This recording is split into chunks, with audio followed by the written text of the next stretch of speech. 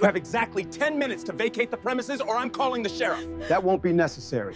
As a federal judge, this eviction is officially stayed. You have 1 hour to pack and get out. The landlord's voice was sharp enough to cut the air in half. He shoved the eviction paper toward Harold and Ruth Carter like it was a final sentence, not a choice. The elderly couple stood in their doorway, hands trembling, fingers locked together, trying to hold each other steady, while the ground under them seemed to vanish. Maple Row was an old building that carried more stories than paint. The hallway smelled of floor soap, warm cooking, and rain that lived inside coats. Doors were thin, walls were tired, but the people inside had built a quiet kind of family over the years. Harold and Ruth had lived in apartment to be for 3 decades. They were the kind of neighbors who made a place feel safe without ever asking for credit. Harold walked with a cane now, knees stiff, but he still held doors open and fixed small things for anyone who asked. Ruth had silver hair wrapped neat, and a soft smile that could calm a worried child or a stressed new parent. Their apartment was small and clean, full of handmade quilts, plants leaning toward the window, framed photos that felt like sunlight even on gray days. Then Mr. Dalton bought the building. He was younger than most tenants, dressed in sharp suits, and spoke like every word was a deal. He didn't see a community, he saw numbers. Wanted higher rent and faster money. He raised prices until families had to leave. When kindness didn't push people out quickly enough, he used rules, like weapons. A bike near the stairs, a trash bag set down 2 minutes too early, a flower pot outside the door. Tiny things became threats. The building learned to stay quiet because anyone loud might be next. Harold and Ruth did everything right. They paid. On time, they kept their place spotless. They stayed out of trouble. They knew power often looks for a crack, so they tried to be smooth glass. But quiet doesn't always protect you when someone wants you gone. Asterisk that week. A pipe behind their kitchen sink started dripping. At first, it was nothing, just a stubborn tap, tap, tap. Harold tried tightening it with an old wrench, but his hands weren't what they used to be. His grip slipped, and the small leak became a wet patch that spread up the wall. Ruth called the landlord again and again. She left messages, waited by the phone, even walked down to his office with her purse on her lap and worry sitting heavy. In her chest, Dalton didn't come. He didn't send anyone. He didn't even answer. The leak grew. So did their fear. 2 days later, Dalton arrived not with a plumber, but with a folder under his arm and a cold look on his face. He inspected the wall like he was hunting proof. Then he pushed the eviction notice into Ruth's hands. You violated the lease. Water damage. You tried to repair without permission. You have 1 hour to leave. Harold's mouth opened, but the words didn't come right away. Ruth's knees went soft. An hour isn't time. It's a shove, sir.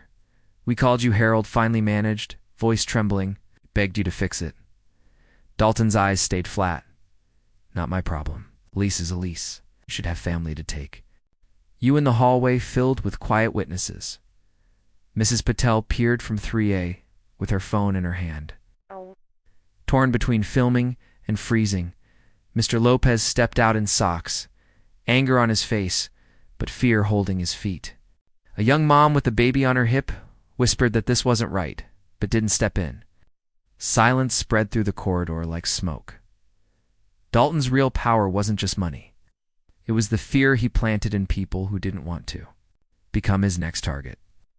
Ruth's hand shook as she stared at the paper. She didn't cry loudly. She just looked tired in a way that comes from too much life stacked on old bones. Harold squeezed her hand, trying to pass her strength he barely had left.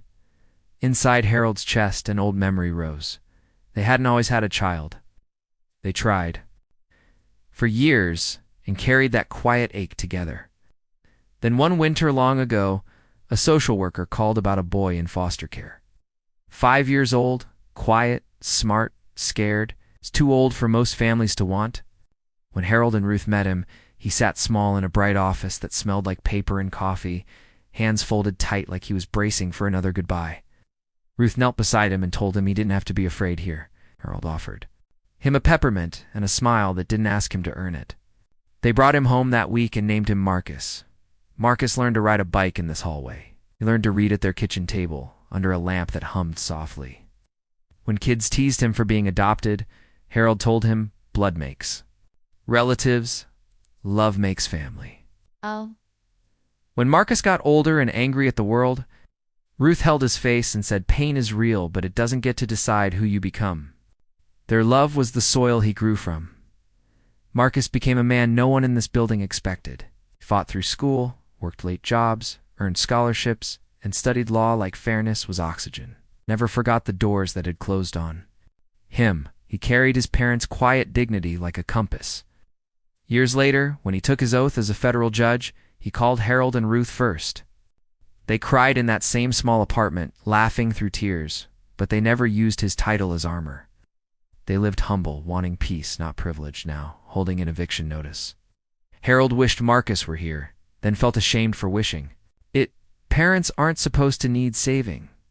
Dalton tapped his watch like he enjoyed measuring their panic. Clocks ticking. Then footsteps came from the stairwell. Slow, steady, sure. A tall man in a dark coat entered the hallway carrying a briefcase. His presence changed the air before anyone knew why. His eyes found Ruth first, then Harold. Something like pain crossed his face. Mom, Dad, what's going on? Ruth turned so fast her breath caught. Marcus Dalton looked annoyed, then confused. Who are you? Marcus didn't answer right away. He took the paper from Ruth's shaking hands and read it. His jaw tightened, but his voice stayed calm. You gave them 1 hour, Dalton puffed up. They damaged my property. I have every right. Marcus lifted his eyes, still calm, still steady. They reported a leak you refused to fix. You threatened them for trying to stop it? This is not a lawful eviction. This is negligence and intimidation. Dalton scoffed, trying to keep control. Are you there, lawyer? Marcus met his gaze with a stillness that made the hallway feel smaller. I'm a federal judge. The silence that followed was different from the earlier. Fear. This silence was shock, turning into clarity. Doors opened wider, eyes lifted, the air shifted. Dalton's face drained. His confidence collapsed in real time. He mumbled that he didn't know. That is the problem, Marcus said softly. You didn't know them at all. Marcus spoke clearly enough for every neighbor to hear. Withdraw this notice now. Repair the leak within 48 hours? If you attempt another unlawful eviction, I will refer this to Housing Court and Federal Civil Rights Review. Today, Dalton's shoulders sagged. Yes, I'll withdraw it. I'll fix it. I understand. Harold straightened like his spine remembered its strength. Ruth let out a breath she didn't realize she'd been holding for days. Marcus turned to them, the judge fading into their son. Are you okay? Harold nodded, voice soft. We are now. Ruth touched Marcus's cheek with trembling fingers. You came just in time. Marcus took both their hands. You came just in time for me. Each day of my life. The neighbors stepped out fully then. It's not cheering, not making a scene. It's just standing in quiet respect. Mrs. Patel hugged Ruth. Mr. Lopez patted Harold's shoulder. The young mom whispered, Thank you. The hallway that had been a place of fear became a place of shared courage. Dalton walked away smaller than he arrived, not defeated by shouting, but by truth and the calm honor of a son who never forgot who raised him. That night, Marcus sat at the kitchen table where he learned his first words. Ruth's cinnamon bread warmed the air. The leak was still there for the moment, but it no longer felt like a weapon. It felt like a problem that would be fixed because dignity had been defended. Sometimes justice doesn't come with noise. Sometimes it walks up a stairwell in a quiet coat, carrying a briefcase and a lifetime of love.